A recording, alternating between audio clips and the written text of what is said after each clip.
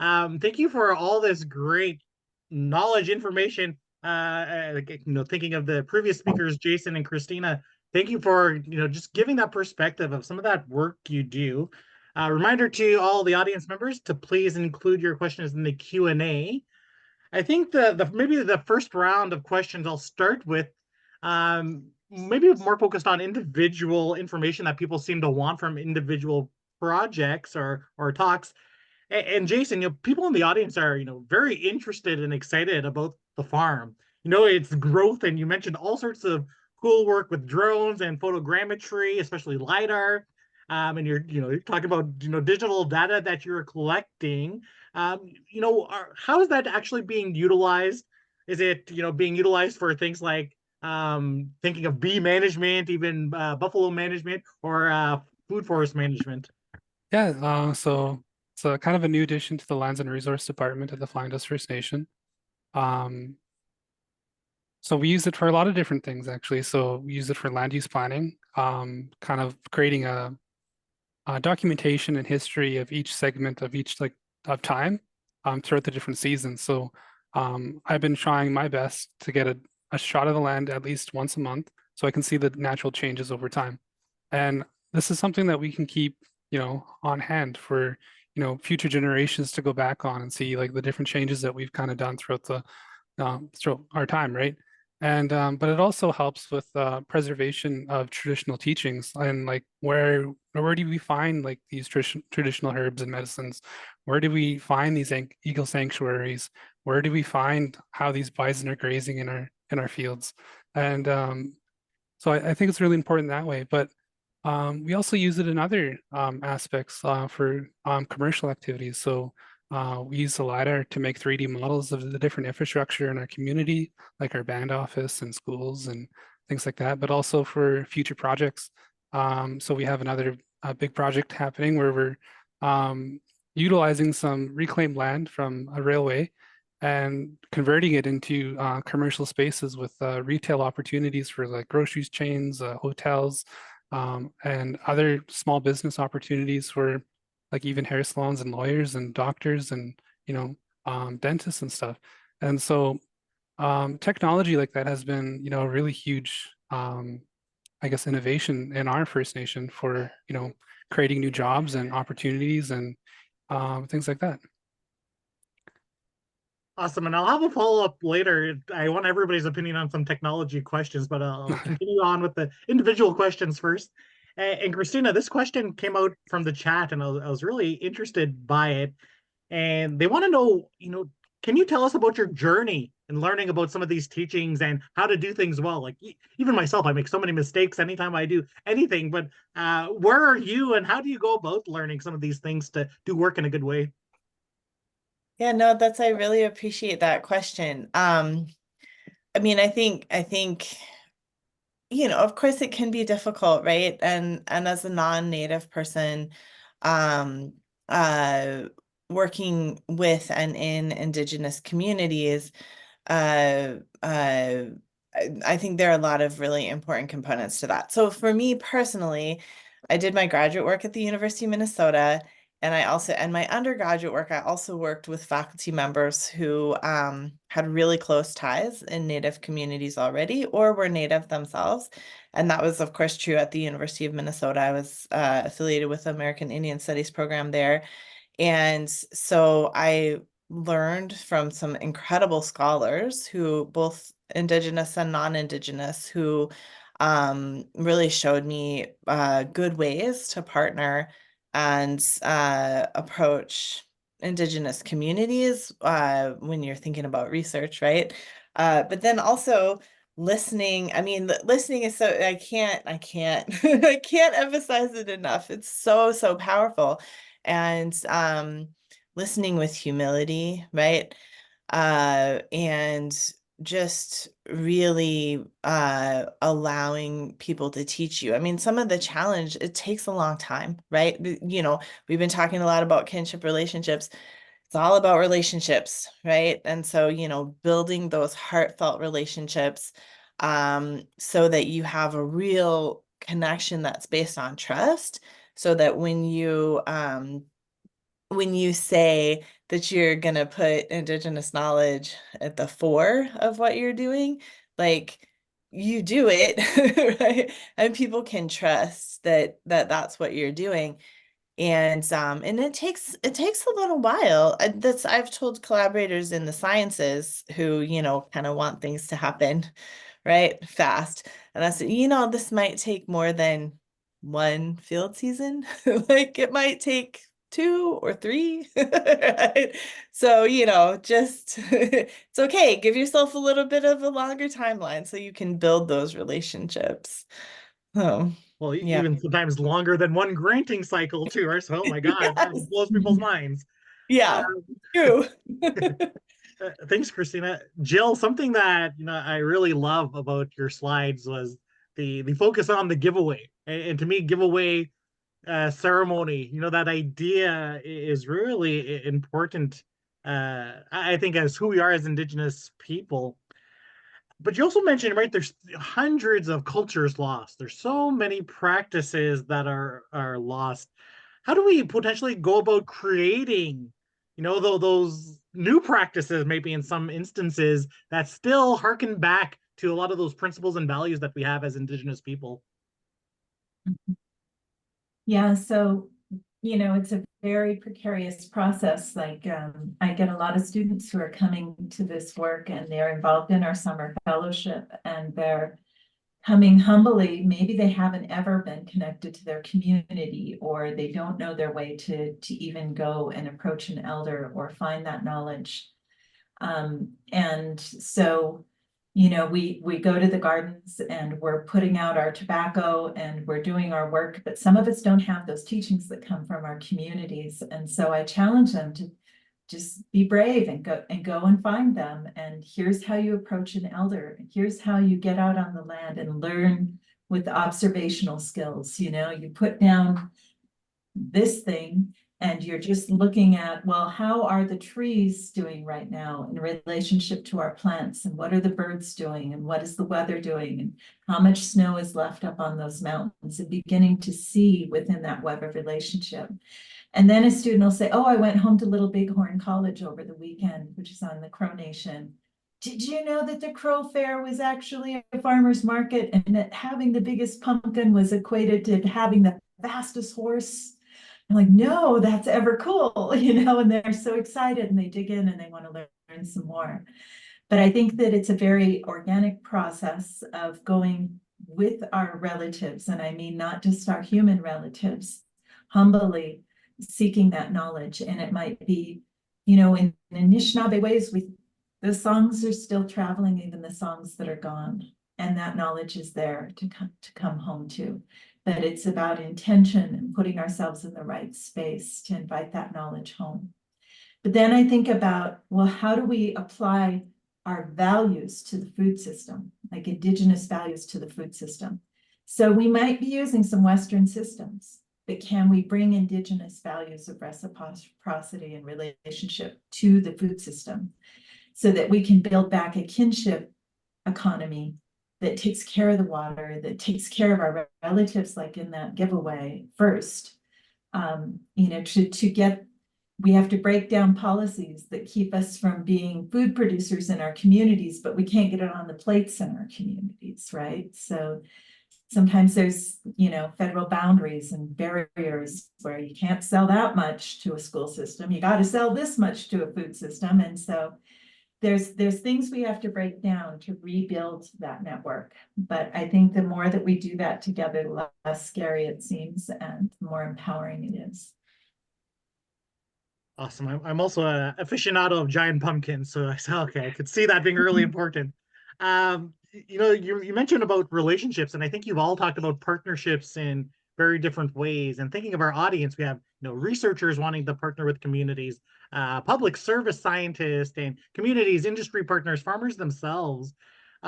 Maybe a question to all of you: what do you look for? What do you see in a good partner? What are those characteristics, those traits? Jason, I'm thinking of all sorts of industry partners with BMate and all these things. And Christina, you're helping facilitate things. And Jill, you're looking at all these unique ways to relate and drive community needs. What are major priorities that a partner needs to have if they want to bring about a good partnership?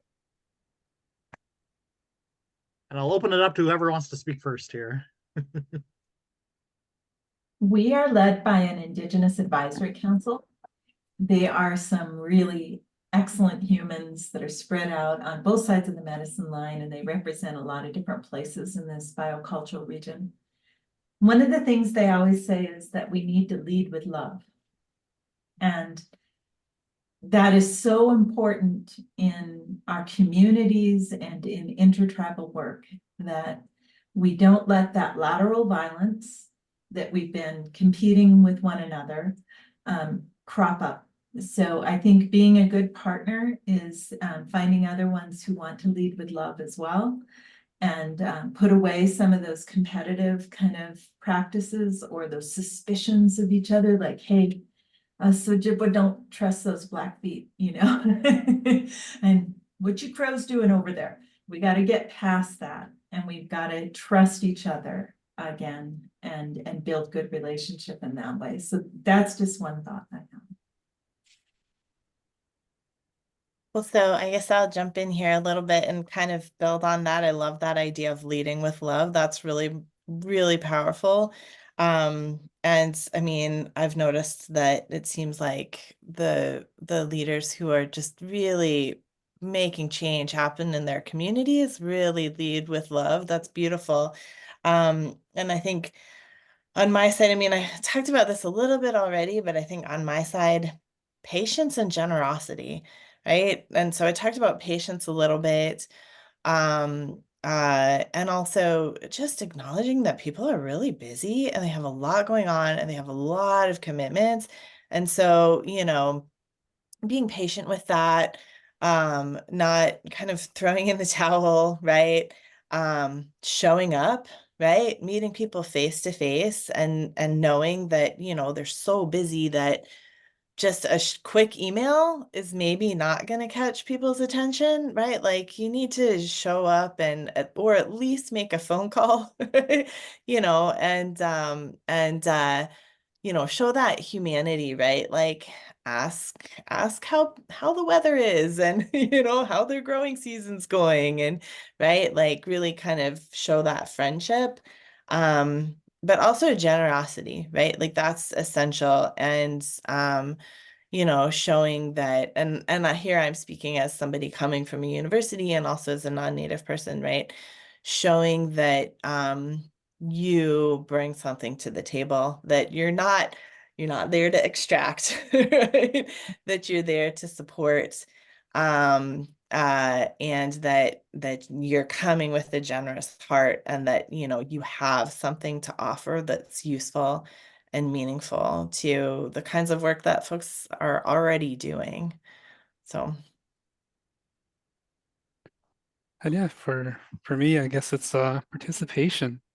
I think some of the biggest changes in partnerships are, you know, just participate. We have, you know, quite a few groups that are really interested in working with the Flying Dutch Market Garden, and you know, the biggest changes are the ones that are willing to come and, you know, be a part of what we're doing. And one notably that comes into mind is, you know, the U of S, and you know, their ability and action to, you know, participate with us, and you know, teaching and educating and making workshops, and you know, coming for tours, and you know, just trying to help us find ways to improve some of our systems, and you know, ways to help with funding and getting equipment and things like that. These are great partnerships to us. And yeah, you know, I think a lot of First Nations are eager to, you know, participate in agriculture, and sometimes it just takes that first, you know, step towards communication and forming that friendship, and you know, just becoming, I guess, a part of the community, and being involved. One thing I would add that I think is really important, especially from a university perspective, is that we're always trying to add capacity to the communities that we're working with, and not get in their way, and let their priorities always lead, and have equitable budgets and partnerships and Indigenous co-PIs and whatever work we're doing. And I think that that's really important. We also just really try to build, we want to work with folks that are always focused on community.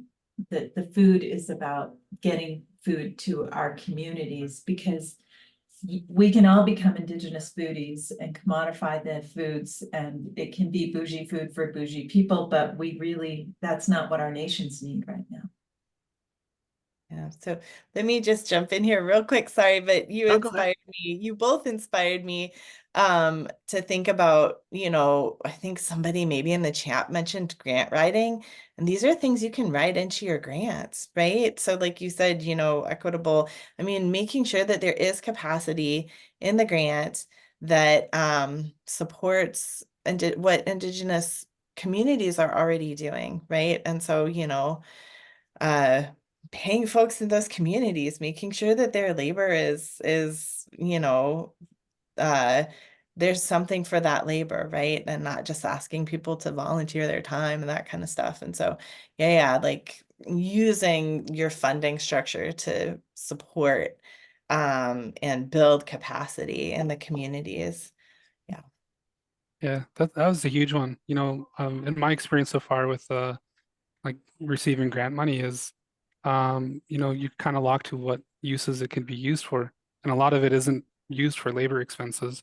And so asking the First Nation to come up with funds to accommodate those expenses to make up for the project requirements, when you're receiving that amount of funding, you need the labor force to make it happen. And, sometimes that can be, stripped to the whole nation. And just keeping that in mind, I guess, is huge. Yeah. And they're creative. I've gotten creative in my grants. Maybe I shouldn't admit that's not me, but creative ways to do that. Maybe I'll follow up on this. And there's two interesting questions here about, maybe the term you use, Jill, life ways and food ways, right? We have these European style agriculture that we're trying to infuse with, say, indigenous values. And, sometimes we see that there might be difficulty managing, say, or bringing in holistic indigenous land management practices in a very commercialized system. How do we balance these things, and how do we make sure we can again drive, say, some economic self-determination while not necessarily buying into neoliberal economy, only thinking in a capitalistic way? What are kind of, I don't want to say tricks, but ways that we can maintain that integrity of our value systems operating in this space? So right now we're in the process of developing a buffalo caretaker certificate. And we haven't been in a position to do buffalo husbandry, so to speak, for quite some time. And we're really trying to think about ways that we can care for the buffalo in ways that are not, mainstream agricultural practices. And we have, I think, almost 200 tribes or nations who have herds now of one sort or another, cultural, commercial, and they're all learning with the buffalo how to do this in colonized spaces where we don't have as much land as we'd like and they can't roam free. And so we're spending a lot of time just with our heads together with other Buffalo Nations relatives, trying to imagine the application of those values to buffalo caretaking. And I think that there's a lot of work to be done in this way. And I think, again, it's a cultural knowledge recovery process. And it's just stopping to acknowledge we've been under this influence, and there's this sort of like, it would be easy to just roll in that direction of all the equipment, all the harvesting, everything can be in the dominant way, but that doesn't represent who we are. And so I think we have a lot of choices to make, and to also acknowledge that we are all colonized. We all grew up in Western systems. We grew up in Western education, probably, and that most of us are in a process of decolonization of our minds and of our imagination. So one of the things we're doing as we're developing that Buffalo Caretaker Certificate is we built a relationship with the reindeer herders of Northern Norway at Sami reindeer herders who have been doing reindeer husbandry under colonized practices for a long time, but to think with them about how they hold on to their culture and their values in that way. because there's colonization and assimilation happening worldwide for Indigenous, has been for Indigenous people. So thinking together is one way. Yeah, I think that's really beautiful. And building networks like you've been talking about so much, Jill, right? And building like knowledge sharing networks and relationships. And that can be a really powerful way because different communities are in different places with their recovery processes. And so learning from each other and learning from people who are in a different place than you are, that's a really powerful thing. And I know, I mean, the growers that I've been working with, a lot of conversations about this, right? So, you know, if if we're going to grow enough corn so that people can not just have it at ceremonies, right? I mean, this has been relatively recent, to have traditional indigenous corn at ceremonies. But not just have it at ceremonies, but then they can, have it on Tuesday for dinner because they just want to, right? Like, how can we grow enough corn to make that happen? But that's really challenging. How can we do it in a way that honors our relationship with the corn as a relative, right? Um, uh, but also that like it's actually possible, right? And so, how much mechanization is going to come into play? What kinds of mechanization? Where is it really important to have the mechanization? Where is it less important? What kinds of regenerative practices can, be put into place to basically make the soil and the ecosystem healthy and strong in such a way that, say, you don't need the kinds of chemical inputs, or, you don't need to weed, or you don't need to till, right? And then, of course, harvesting by hand is really, really labor intensive, right? And it takes a long, long time. But it's, what I've seen is that what people do is just try to come up with ways to get as many people involved as possible. And there are a lot of creative ways of doing that, from, fairs and just kind of bringing community out to have fun and like everyone harvest together, to kind of co-op structures where, people put in different amounts of time, and based on the amount of time they put in, then, that's the food that comes out for them, right? And different kind of networks of exchange and sharing, and kind of reciprocity networks. And I mean, even so, I know people who are trying to uh, rejuvenate trade networks, right? And getting really creative about trade, so it's not just that you have an item for an item, but maybe you have labor, or maybe you have knowledge that, you can trade. I traded my editing skills for some amazing corn. So, that like being creative about how to do this. But boy, I'll tell you something. uh it's hard to decolonize. I'm speaking as a non-Indigenous person, trying to listen with humility. And so many times, people have told me things where I think, oh my God, it just blows my mind, right? Yeah, we're used to thinking one way. I guess I would just say, when I talk about worldviews, I talk about intact worldviews that are connected to land and place. And if you go back in your history, somewhere in your ancestral history, you were there. And so it's really a difference of worldviews and values that come from worldviews that can set us apart, where I think that there's recovery of connections that can be made. And I really encourage that because it's centering, and then it allows for healing. When we're doing cultural knowledge recovery around foodways, lifeways, it's messy. Like, nobody's got the answers. And like, we're trying to plant a garden, and maybe we could learn from Buffalo Bird Woman. Oh, it was all written down. that really appeals to the Western mind. And so we can go to Buffalo Bird Woman's methodologies, but they were raising food on the upper Missouri on the river bottoms.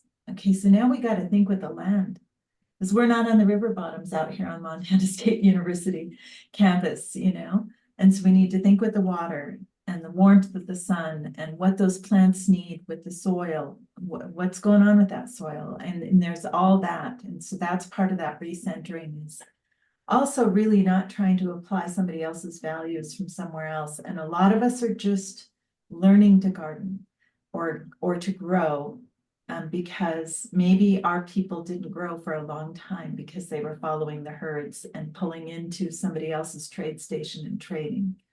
And so, but under these circumstances, we need to learn to grow.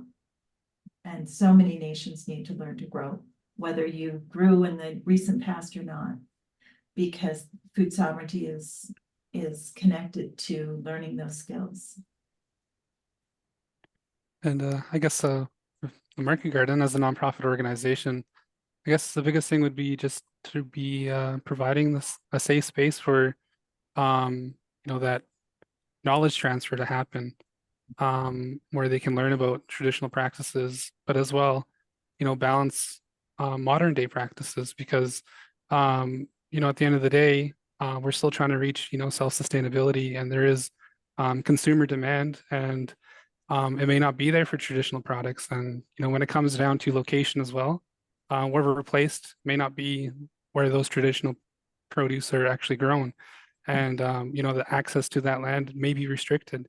And so finding that balance between what's going to keep us afloat till next year, what's going to help us, give us resources to train the next generation of youth, where we can provide a safe space for elders to transfer knowledge, as well as trying to retain what we as a community have been taught.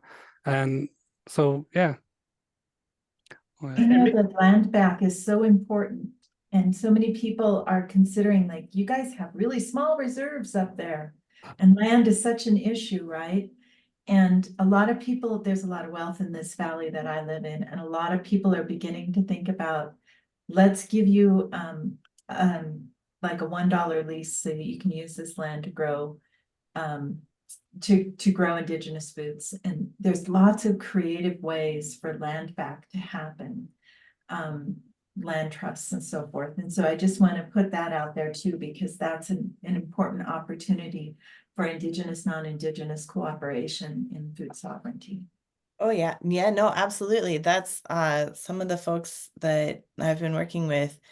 Because removal, right? You can't grow and if you've been removed so far away from your homeland that you're in an entirely different ecosystem, then your indigenous seeds might not thrive in the new place where you're living. And so being able to reconnect with landholders in people's homelands and then grow those indigenous seeds, and being able to travel back and forth between people's current reservation and then growing in their homeland, right? I mean, that's another creative way to for people to be able to pursue agriculture and pursue maintaining those indigenous varieties within their homeland. So yeah, lots of creative ideas. I'm going to try to sneak in one last question because I know we're almost out of time here with 2-3 minutes left. And Jason, Christina, you both mentioned the value of having people on the ground with all your interns, volunteers. Christina with all the seeds, and Jill, you're talking about this credentialing work that you're doing for youth. How do we incorporate this, or what should we incorporate into both like high school education and university education to make sure those next generation of land people or people on the land have these values? How do we do that, or what should we be looking at? I guess more opportunities, like summer opportunities for these students to access, and creating those funding opportunities to employ these summer students to gain that firsthand experience in agriculture, I think is the biggest step. Because I think it's one thing to learn like the technical knowledge in class, but it's different when you're actually out in the field and hands-on and, working with the bees or with the soil, with the plants, the trees, right? And there's just a whole level of different level of knowledge you learn within that. And it's nice having those tools and those presentations and those documents to have with you. But I think it's more beneficial just being in person and learning it firsthand. Yeah, no, that's really powerful. And so let me speak a moment coming from Iowa State University, which is all about quote unquote feeding the world and developing technology and industrialized agriculture in order to address, climate change and growing population and all of this. And so I think it's profoundly important to and I'm speaking about university students here, to provide a different lens, and one that centers relatedness and the relatedness of all entities, all life, you know, even other folks, right? That not animals, not plants, right? Other living entities, the soil, right? Rocks, water, air, right? And help them kind of recenter and see that there are other ways to feed our communities aside from really intensive industrial agriculture that understands seeds as inputs and soil is basically like a growing mechanism, right? Like it's so mechanized, and it's so removed from life, right? And so helping those students see things from a different perspective, I think, is just incredibly powerful and difficult. I laugh because I'm trying, right? It's hard. So yeah. We throw our student fellows on the land pretty intensively in our summer fellowship. They end up working 40 hours a week, so right out of their spring semester onto the land, and they're busy trying to bring the soil up, and they're busy trying to get the garden beds ready to plant, and then they plant and they work like heck, and their physical bodies are exhausted, and because they've been sitting in desks all year. But there's this transition that happens, and it's really because this is land-based education. This is like coming home to where we learn from our other relatives, and it's powerful to see what shifts in them. And so they might have heard all through their nursing, like I had a student who was a senior in nursing, Blackfoot gal, and she's like, I've only heard one thing in my whole nursing curriculum about Native Americans, and that's that we won't look you in the eye when we interview with you. And she said, now I'm 2 months into working with the plants and on the land and waking up and taking care of my babies.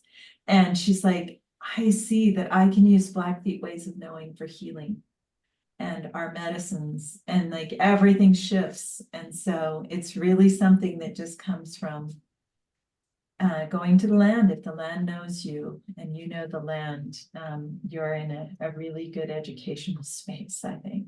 So. Well, thank you so much. I know I could keep on asking questions and I would get such thoughtful answers from all of you all day long. But Ekosane, Miigwech, thank you for joining. Thank you to the audience. Do come back tomorrow. We're starting 9 o'clock tomorrow morning with a Holos discussion, and then we'll have Melissa Archon telling us about soil health and a lot of really cool Indigenous projects she's doing.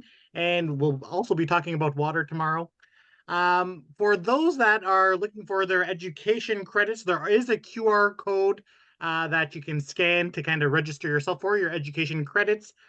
With all that being said, thank you everybody for the great start to the conference this year. Thank you again to all the speakers.